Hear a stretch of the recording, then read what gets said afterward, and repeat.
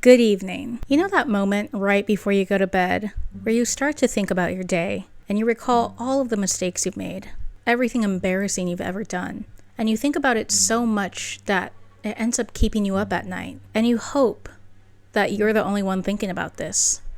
But the fear is that everyone else is thinking about your mistakes as well. If you know what I'm talking about, they actually made a movie about that exact feeling back in April of 2023 called Beau is Afraid. Beau is Afraid is a surrealist film by Ari Aster, the same director who made Hereditary and Midsommar. And it is the last movie in his trilogy where people live out horrific, futile, predetermined lives. There is so much I could say about this movie, but strangely, many others don't have as much to say except, what the hell did I just watch? No, really. Half of the reviews for this movie consist of solely that question. Well, there is a lot I could potentially say to answer that probably rhetorical question. What did you just watch? I don't know. A horror version of a Wes Anderson film? A representation of the most common fears at 4 different stages of life? A criticism of capitalism, as Mona Wasserman, the ultimate girl boss, owns the entire world, yet cannot own a genuine piece of her son's love. I personally love this movie because I think that there are just so many ways you can interpret the symbolism and imagery in this film.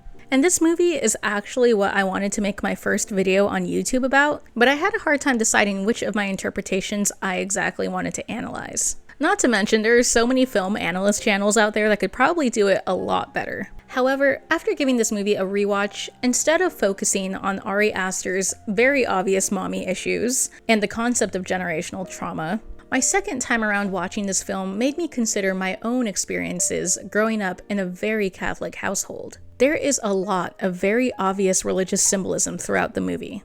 From the Jesus sees your abominations mural right outside of Beau's apartment, down to the divine judgment that Beau receives at the end of the movie.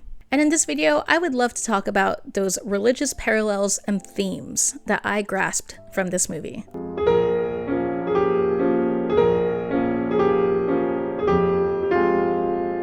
Now, a couple of disclaimers before I begin my analysis. I am comparing this movie to religious material purely for fun literary analysis. I am not saying that Ari Aster himself is making a statement about religion or gods, and I myself am not trying to make a statement about God or gods or religion. So please do not fight about religion in the comments. Also, this is just one of my deeply personal interpretations. If you interpret it differently and take away a completely different message, that's fine, and that is also what I think makes the film so beautiful, because there are just so many ways you could interpret this film.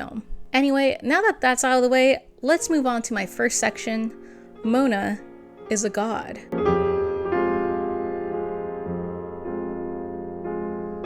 This is probably pretty obvious, but for the sake of this video, I'm going to explain it here anyway. There are a lot of elements in this movie that paint Mona to be a god figure. Because just as God created the world according to many religions, Mona created the world that Beau and the others live in. Like I mentioned earlier, she is the CEO of a huge conglomerate empire called MW Industries, which produces pretty much everything in Beau's world. They provide the food that everyone eats, the pills that everyone takes, the housing, the furniture.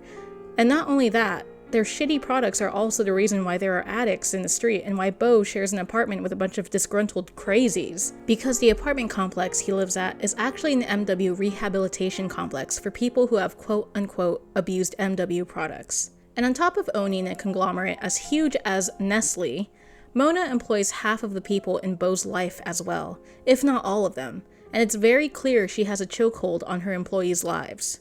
Take, for example, Martha, Beau's nanny and housekeeper for the Wasserman family. She is convinced by Mona to unalive herself for Mona's sick test of Beau's loyalty and adoration in exchange that Martha's family never has to work a day in their lives again.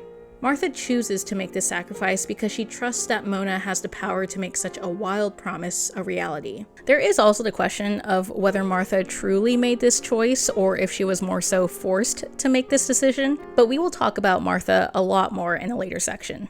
And you might think, okay, I see how Mona wields a lot of power, but this could just be normal CEO capabilities. How exactly is she a direct parallel to God? Well, there's a few other instances in the movie that push her image past normal CEO and more into actual deity territory. For instance, Just as God sees all in many religious beliefs, Mona seems to have eyes on Beau no matter where he goes, moving past normal creepy company spying and moving onto actual godlike territory. Besides all of Mona's employees spying on Beau, there are other visuals that remind us that Mona is watching him at all times. For example, the neon woman staring directly into Beau's bedroom, and the Truman Show-like camera that apparently follows Beau everywhere and at all times. There are also some direct religious references and imagery associated with Mona. For example, the statue that Beau buys for his mother as a gift is very akin to the small porcelain statues that you can find on many Catholic altars, more often than not being the Mother Mary. There's also this part in the movie where Beau hitches a ride to get to his mother's residence, and he finally makes it to the town of Wasserton, the town where Mona resides in, and named after her namesake. The camera stays on this Wasserton sign for a good while to allow the viewer to take notice of the welcome home written at the bottom. And sure, we can interpret it as Mona had always been expecting Beau to come home, but we can also interpret it as a home, a promised land, if you will, for everyone who arrives in Wasserton. Because it's not like they just added in that welcome home when they found out that Beau was coming, though that is very possible with Mona. That welcome home seems to be part of the Wasserton sign itself, as if to imply that this is the city's slogan. Wasserton is a mecca for all who reside in this world, merely because it is also the home of Mona Wasserman, the god of this world. Then, when Beau enters Wasserton himself, the following shot is filmed from above, as if to imply that some divine higher being is watching him below. When he arrives at Mona's house, there are 3 women at the scene, mourning to the side.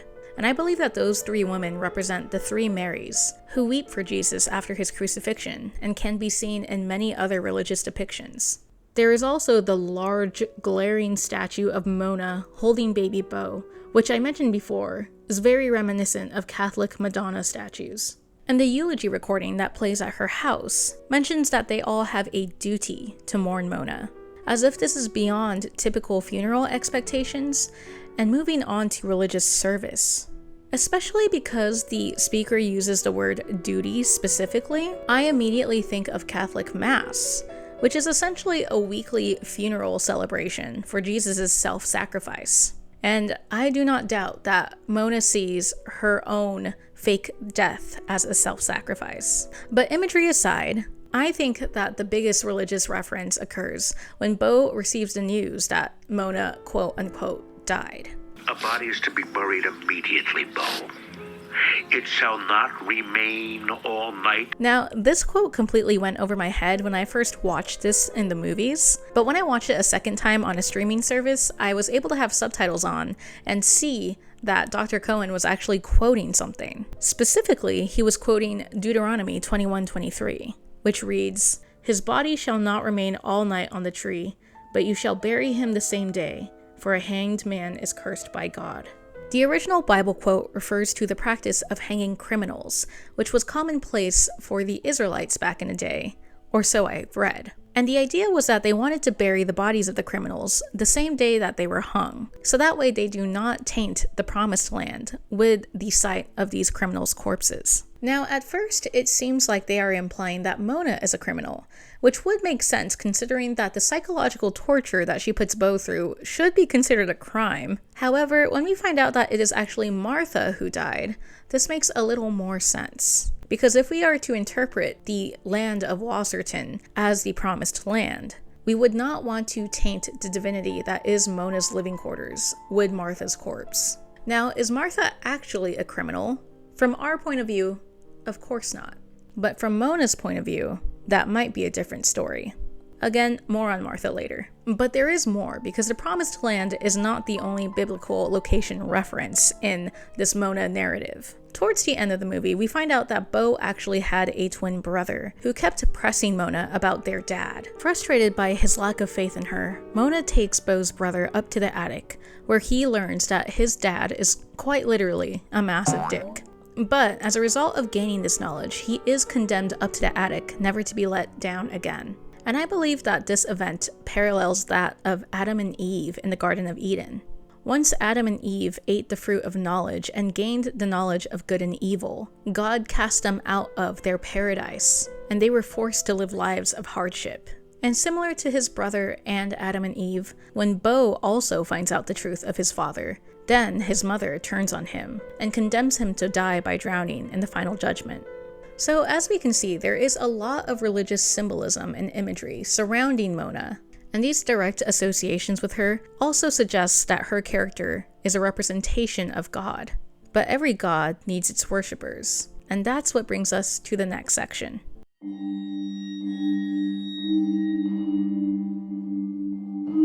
During my rewatch, I noticed something interesting regarding the character's dialogue, which prompted me to make this video in the first place. You see, Beau apologizes a lot in this film, and it's very noticeable to the audience, and it makes sense considering he is so naturally anxious and meek. However, what I noticed during my second watch through is that a lot of the other characters' dialogue also consists of many apologies, and often these apologies are seemingly out of place. For example, the end of Beau's therapist's voicemail greeting message ends with an "I'm sorry." Please leave a message and I'll return your call as soon as I'm able. I'm so sorry. At first, I thought that this might simply hint that the other characters are privy to the knowledge that Beau is currently on trial and losing his case. But why would they feel sorry about that? Especially if they are the ones helping Mona incriminate Beau in the first place. It seems a bit strange for them to be apologetic, when Beau should be the only character who is extremely anxious, avoidant, and guilty, right? Or is he the only character? Because while it does look like Mona's workers are seemingly fine throughout the film, helping her test Beau's loyalty and dedication to her, there are also many moments where their own fears seep out and show. Take, for example, the UPS guy, who discovers Mona's, though we later learn it's actually Martha's, body. The UPS guy, at first, encourages Beau to try the number again, and insists that Beau may have simply dialed the wrong number, and that this is, in fact, not his mom. However, when it becomes abundantly clear that this is actually Beau's mother, and he did find the corpse of this poor stranger's mom, that's when the UPS guy begins to explain his actions in an attempt to remove himself from any blame. Blame that absolutely no one is placing on him, by the way. But if no one is placing blame on him in the first place, then why does he feel the need to explain away his actions? Well, perhaps all of the characters in this movie are at Mona's mercy. Maybe not to the same degree that Beau is, but still to some significant degree. Because we see throughout the film that many characters are aware of the fearful things Mona is capable of, and we see various reactions to this. Let's examine the character of Roger, who I think has a different reaction to the fear of living in a world where Mona is God. Roger appears to be aware of what Mona is doing, and the trial that she is putting Beau through. His leading question of feeling sad about going home, Beau, when he asks how Beau feels going to his mother's funeral, as well as the fact that he is an MW employee, heavily implies that he is part of the test of faith that Beau is unwittingly taking. However, there is one quote that Roger says that stands out to me. After telling Beau that he'll take him to his mother's house tomorrow, on his way out the door, Roger says, "Tomorrow creeps in this petty pace from day to day." This is actually a quote from the Shakespearean play, Macbeth, a quote which Macbeth delivers after hearing the news of Lady Macbeth's death, referencing the futility of life. This seems to imply to me that Roger is aware that not only Beau's life is futile, but their own lives are futile as well. After all, there is not much they can do against the force that is Mona Wasserman, and it seems his and Grace's lives are centered around her will. After all, not only is he an employee of Mona, but even outside of work, he is still carrying out her will and playing a part in testing her son during what should be much needed time with his own family. While the UPS guy reacts with fear, trying to explain his way out of blame for Mona's fake death, Roger reacts with acceptance. Acceptance for a God whose power he has witnessed firsthand, an acknowledgement that he has no power over it. And then there is the strange man that Beau meets during the forest play. We never learn his name, and he says it doesn't matter, especially after he sees that Beau is currently being tracked by Mona. When Beau meets the strange man, he tells Beau how he used to work for Mona and feed and clean up after Beau's father, because his parents were indebted to Beau's mom. This appears to be a man who has defected from Mona's grasp, who has rejected the God of this universe, because all of his stories are told in the past tense, and he seems to be excited to tell Beau the truth. However, After seeing the tracker on Beau and realizing that he is still connected to Mona, he takes it all back and tries to recreate that distance between the two, despite Beau's desire to learn more. He has rejected the god of the world and gained freedom, but it did not come without hardship and consequences. The forest play takes place at night, and I believe that this is done on purpose, because I am immediately reminded of Matthew 8:12, which reads, "But the subjects of the kingdom will be thrown outside, into the darkness, where there will be weeping and gnashing of teeth." This Bible quote refers to those who reject God's invitation to worship, and how isolation outside of God's kingdom is part of their punishment. And while the orphans of the forest aren't exactly crying when we first meet them, their play begins with weeping, and the main character spends a majority of the play in anguish. I believe that the orphans of the forest are those who have rejected Mona. You don't really see any of their portraits in the Mona employee portrait that we see at the end of the film. And that would make a lot of sense considering how the strange man questions how Beau even got there in the first place. And as a result, all of these children of the forest are cast out and forced to wander the earth and never have a real home. And finally, there is the matter of all the other female characters throughout the film. You see, all of them bear semblance to Mona in one way or another, whether it is the matching colors they wear throughout the film, that auburn hair, or the way that they pressure Beau into showing his love for them. Now, why do I bring this up? Well, I believe that not only is this imagery for how Beau could never escape his mother, but I think this also reflects on the religious belief that God made man in his image. Similarly, Mona metaphorically made these women to mirror her image as well. Besides the ones I've already mentioned, they all bear striking similarities, each babying Beau and referring to him as sweetheart or baby, each wearing matching colors to Mona, and each giving him commands just as how Mona does. Shut my door and get in my bed. Stand up! However, the woman who bears the most obvious semblance to Mona, in my opinion, is Grace, who has a strikingly similar dedication to her deceased son as Mona has for Beau. Grace insists on keeping Nate's room intact, and even has a puzzle of his military portrait. She tries to place her lost motherly love on Beau, and uses sweet language for him, similar to how we hear Mona use for Beau at the beginning of the movie. It's only when she believes that Beau is the cause of Tony's death that she turns on him, and condemns him to die by sicking Jeeves on him, similar to how Mona condemns Beau to die at the end of the film, once she believes that her son is past redemption. I had high hopes for Grace to be a healthier mother figure to Beau, up until the point where Tony drinks paint. But looking at all of the people who reside in Mona's world, all of her quote-unquote creations, what does it then say about the God who created them? What does this movie say about the concept of God?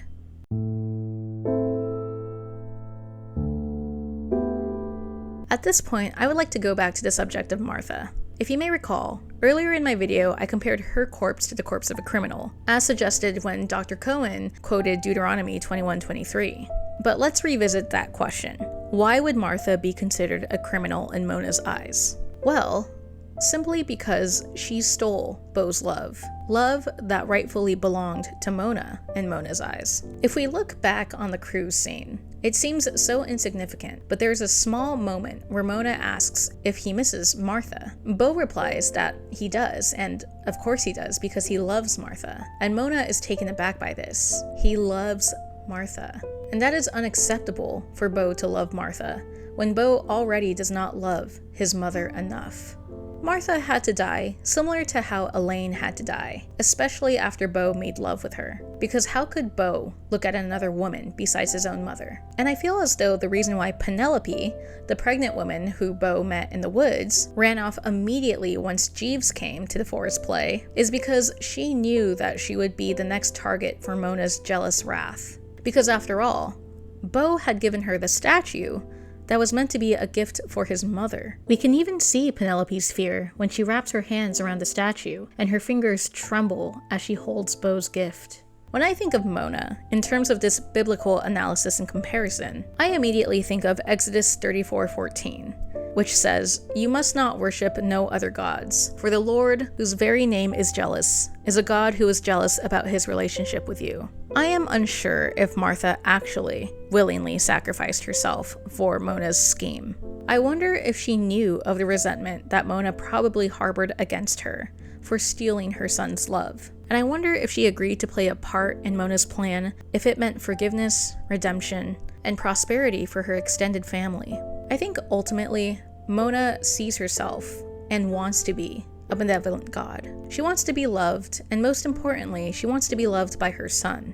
And even though she was pushed to cast judgment on her son, though I used the word pushed very lightly, she merely received what was coming to her. At the end, she still displayed remorse for him though, weeping and crying for him, even though he was drowning by her own condemnation.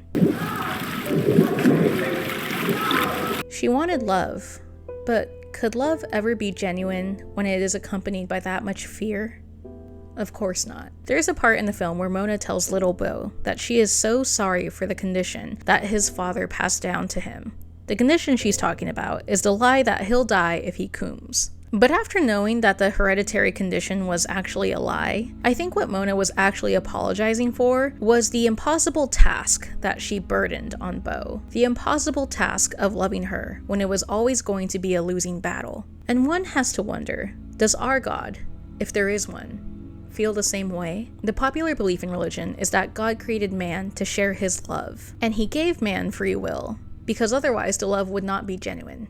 But what does God feel when man cannot love God perfectly in the way that God wants to be loved? Growing up Catholic, I was taught that every temptation you face was a trial to prove your love for God. Do you overindulge in food, or can you resist gluttony to show your love for God? Do you give in to your peers and partake in the devil's media? Or can you isolate yourself if it means being in God's good grace? So many things prevalent in day-to-day life can be interpreted as sinful temptations, to the point where it can make living nearly impossible. Similar to how Mona's constant tests of Beau's adoration makes him near impossible to make any real decisions. Because he's so scared of not loving her perfectly. Because he's so scared of her wrath. Will God cry and weep for us when we are condemned in a final judgment and cast into hell? Are we anxious and lonely beings because God himself is anxious and lonely and grasping at any semblance of real love? Is there any way for either of us to break out of this paradox? And based on the ending of the film, probably not. There are many film analysts who like to poke and prod at the Kafka-esque themes of Ari Aster's films. I'm not going to pretend to know that much about Kafka, considering I really only heard of the guy when I saw this meme on tumblr.com. But I do know that the central theme around Ari's movies follow Kafka-esque themes, considering Hereditary, Midsommar, and Beau is Afraid all play on the futility of the characters' lives. Even during the Force play, there is this scene that seems to make a direct reference to A Little Fable, a short story by Kafka that centers around the futility of the life of a mouse in a maze. In the scene in the play, God laughs at the main character, telling the main character that he has not sacrificed anything real. The main character tries to argue this, saying that he gave everything he had, that he was held down by promises, and that he is a mere mouse in a maze. Even though this main character gave what he thought was everything he had, the God in this play saw no value in his offerings. And there's the rub, isn't it? The love that Beau tries to give to Mona, the love that some try to demonstrate to some invisible being in the sky, it will never be enough, because the sacrifices of a mere mortal look insignificant and diminutive when seen from the perspective of a far removed, terrifying, and jealous God. Or when seen by your mother, am I right, Ari Aster? Anyway, if you've watched all the way to the end of this video, thank you so much for watching. This was probably a weird and unhinged take, but thank you for watching anyway. I don't know, does it make any sense? Is it profound at all? Who knows, but it's my interpretation and it was fun, so I hope you had fun too. Anyway, if you liked this video, please consider giving it a thumbs up. If you want to see more random videos from me, please consider subscribing. I kind of do whatever I want on this channel. Really, the videos, there is no theme. There's no central theme to any of my videos. They're different each week. But I am overjoyed if you would like to come along for the ride. Anyway, I think it's time for me to call my mom now, so I better get going. Bye!